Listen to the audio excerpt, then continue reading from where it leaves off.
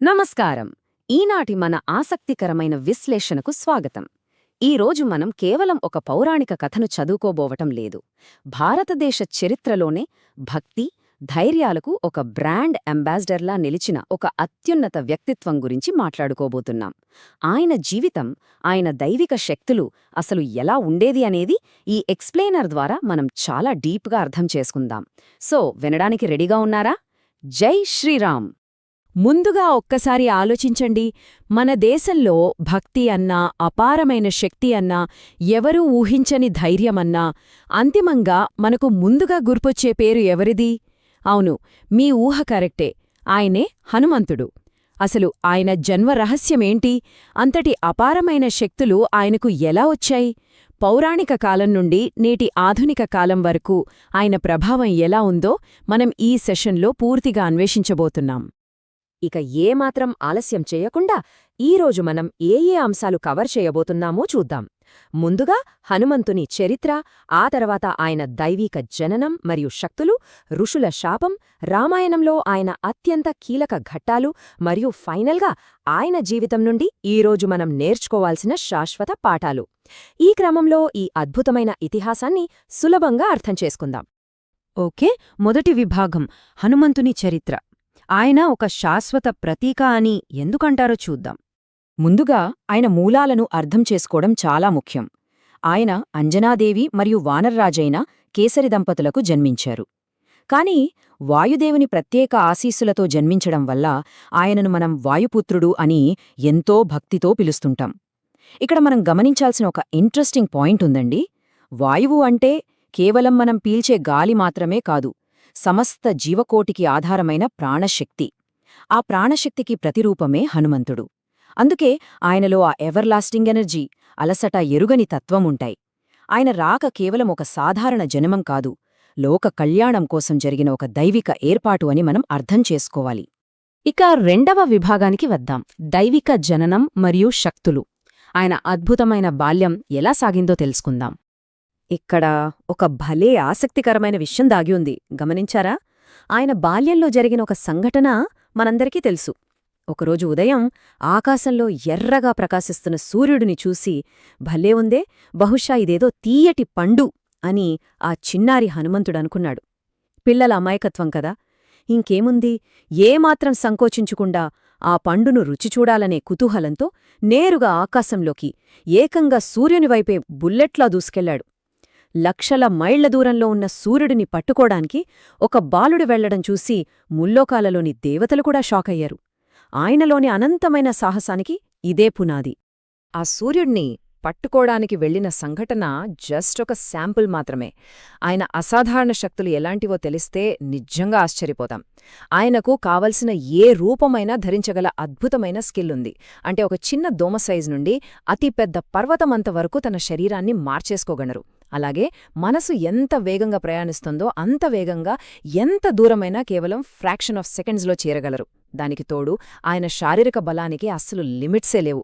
సృష్టిలోనే ఎవరూ సాటిరాలేని బలం ఆయనది. దేవతలందరూ ఇచ్చిన వరాల వల్ల ఆయన ఒక అజేయమైన శక్తిగా మారారు. అయితే ఈ కథలో ఒక పెద్ద మలుపుంది. అదే మన మూడవ విభాగం, ఋషుల శాపం. ఇంతటి అనంతమైన శక్తి ఉన్నవాడు మరి రామాయణం మొదట్లో ఎందుకు అంత సైలెంట్గా, సాధారణంగా ఉన్నట్టు? ఇక్కడే అసలు కథ ఉంది. బాల్యంలో ఆ అపారమైన శక్తితో ఆయన తెలియక ఆశ్రమంలో తపస్సు చేసుకుంటున్న ఋషులను ఆటపట్టించేవాడట. దీని వెనుక ఎలాంటి చెడు ఉద్దేశం లేదు సుమా, జస్ట్ ఒక అల్లరిపిల్లాడి ఆటవిడుపు అంతే. కాని ఆ తీవ్రతకు తట్టుకోలేక ఋషులు ఒక శాపమిచ్చారు. నీ అపారమైన శక్తి నీకు గుర్తుండదు, ఎవరైనా నీకు ఆ శక్తులను గుర్తు చేస్తేనే అవి నీకు తిరిగి వస్తాయి అని. నిజానికి కొంచెం డీప్గా ఆలోచిస్తే ఇది శాపం కాదు, ఒక రకంగా వరమే. ఆ అపరిమితమైన శక్తి ఆయనకు పరిపక్వత వచ్చేవరకు హోల్డ్లో ఉండి కరెక్ట్ టైంలో లోక కళ్యాణం కోసం ఉపయోగపడేలా ప్రకృతి చేసిన అద్భుతమైన ప్లాన్ ఇది. ఇప్పుడు మనం నాలుగవో విభాగానికి వద్దాం. రామాయణంలో ముఖ్య ఘట్టాలు. అసలు భక్తిని ఆచరణలో ఎలా చూపాడో ఇక్కడ చూద్దాం. ఇక ఈ అద్భుతాలు ఒకదాని తర్వాత ఒకటి ఎలా జరిగాయో వరుసగా చూద్దాం. సీతమ్మను వెతికే సమయంలో మహాసముద్రం ముందు వానరులందరూ ఎటూ పాలుపోక నిలబడినప్పుడు జాంబవంతుడు హనుమంతునికి తన శక్తులను గుర్తుచేస్తాడు. తన వాస్తవ శక్తి ఏంటో తెలుసుకున్న మరుక్షణం ఒక్క ఉదుటున ఆ సముద్రాన్ని ఈజీగా దాటేశాడు. ఆ తర్వాత శత్రువుల కళ్ళుగప్పి లంకలోకి ప్రవేశించి సీతమ్మ జాడ కనుక్కున్నాడు. రాక్షసులు ఆయన తోకకు నిప్పు పెడితే ఏకంగా ఆ రావణుని రాజ్యాన్నే అగ్నికి ఆహుతి చేశాడు. ఆ తర్వాత జరిగిన యుద్ధంలో లక్ష్మణుడి ప్రాణాలు కాపాడటానికి మరొక అద్భుతం సంజీవని పర్వతాన్ని తీసుకురావడం. నిజంగా ఇదంతా ఒక ఎపిక్ కదా. ఈ పర్టిక్యులర్ ఇన్సిడెంట్ గురించి ఎంత చెప్పినా తక్కువే. లక్ష్మణుడు అపస్మారక స్థితిలోకి వెళ్ళినప్పుడు ప్రాణాలు కాపాడే ఆ పర్టిక్యులర్ మూలికేదో వెతుక్కునే టైం లేదు. ఇక ఆలోచించలేదు. ఏకంగా ఆ పర్వతాన్నే రూట్స్తో సహా పెకిలించుకొని వచ్చేశాడు. హబ్బా, ఇది కేవలం ఫిజికల్ పవర్ కాదు. ప్రాబ్లంకి ఎలాగైనా ఇన్స్టెంట్ సొల్యూషన్ తీసుకురావాలనే తపన, శ్రీరాముని పట్ల ఉన్న ప్యూర్ డివోషన్ మరియు ఎంతటి టఫ్ సిచ్యువేషన్లో అయినా ఏమాత్రం వెనట్టి తగ్గని అత్యున్నత ధైర్యానికి ఇదొక బెస్ట్ ఎగ్జాంపుల్. ఇక మన చివరి మరియు 5వ విభాగం శాశ్వత పాఠాలు, వారసత్వం. ఈ పౌరాణిక ఇతిహాసం నేటి మోడర్న్ డేస్కి ఎలా కనెక్ట్ అవుతుందో చూద్దాం. మనం ప్రతి ఏడాది హనుమాన్ జయంతిని ఎంతో గ్రాండ్గా జరుపుకుంటాం కదా. అప్పుడు మనం ప్రధానంగా చేసే పనులు ఇవే: పవిత్రంగా ఉపవాసముండటం, హనుమాన్ చాలీసా చదవటం, గుడికి వెళ్లి దర్శనం చేసుకోవటం. ఇవి చూడానికి కేవలం ఆచారాల్లా అనిపించినా యాక్చువల్లీ ఇది మన ఇన్నర్ ఎనర్జీని బూస్ట్ చేసే ఒక ప్రాక్టీస్. లైఫ్ని డిసిప్లిన్గా ఉంచుకోవడానికి ఇదొక స్ట్రాంగ్ ఫౌండేషన్ లాంటిది. అసలిదంతా ఎందుకు చెయ్యాలి? దీని వెనుకున్న లాజిక్ ఏంటి అంటే, హనుమంతుని ఆరాధించడం వల్ల మనలో ఉన్న భయాలు, రోజువారీ లైఫ్లో మనం ఫేస్ చేసే స్ట్రెస్ గణనీయంగా తగ్గిపోతాయి.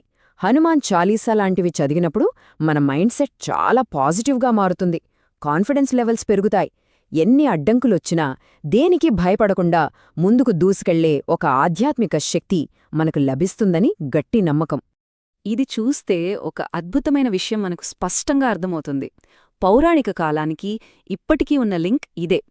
పురాణాలలో హనుమంతుడు చూపించిన ఆ అచంచలమైన భక్తి నేడు మనం వృత్తిపరంగా ఇది నా వల్ల కాదు అనుకున్న పనులను సైతం అచీవ్ చేసే పట్టుదలతో సమానం. అలాగే నాడు ఆయన ప్రదర్శించిన పర్వతాన్నెత్తేంతటి ప్రచండమైన ధైర్యం నేటి మన లైఫ్లో ఎదురయ్యే ప్రాబ్లమ్స్ను చూసి పారిపోకుండా వాటిని అత్యంత చిన్నవిగా మార్చేసి సాల్వ్ చేయగల ఆత్మవిశ్వాసం లాంటిది. ఇక్కడ మనం మిస్ అవ్వకూడని, ఎప్పటికీ గుర్తుంచుకోవాల్సిన అతి ముఖ్యమైన పాఠమొకటుంది. విశ్వాన్ని జయించగల పవర్ హనుమంతుని సొంతం. ఎన్నో మిరాకల్స్ చేశాడు. కాని ఇన్ని సాధించినా ఆయనలో ఏ రకమైన అహంకారం ఉండదు. తానొక గొప్ప వీరుడిని అని ఎప్పుడూ షో ఆఫ్ చేయలేదు. ఎల్లప్పుడూ తాను కేవలం శ్రీరాముని సేవకుడిని మాత్రమే అని చెప్పుకునేవాడు. ఇదే అండి ఆయన గొప్పదనం. మన హోదా, టాలెంట్ లేదా డబ్బు ఎంతైనా సరే, వినయం అనేది మనం ఎప్పటికీ మర్చిపోకూడని బెస్ట్ క్వాలిటీ అని ఆయన జీవితం మనకు చెంపబెట్టులా చెప్తోంది. మరి ఈరోజు సెషన్ను ముగించే ముందు మీకో చిన్న ప్రశ్న.